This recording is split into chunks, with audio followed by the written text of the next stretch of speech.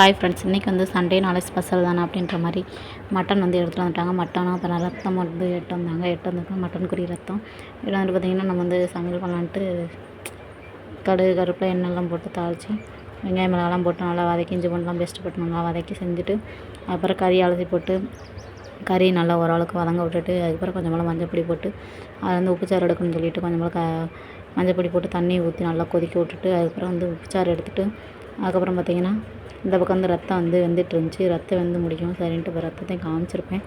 So அதுக்கப்புறம் வந்து மசால் பொடிலாம் போட்டிருப்பேன். ஸோ நான் அதை வந்து ஆட் பண்ணியிருக்க மாட்டேன். மசால் பொடி வந்து மட்டன் பொடி, அப்புறம் வந்து சிக்கன் பொடி கொஞ்சம் போல், அப்புறம் மாமிஸ் பொடி மல்லிப்பொடி இது மட்டும் போட்டு அப்படியே வந்து தேங்காய் அரைச்சி ஊற்றி அப்படியே வந்து குக்கரை வச்சு மூடி வச்சிட்டேன்.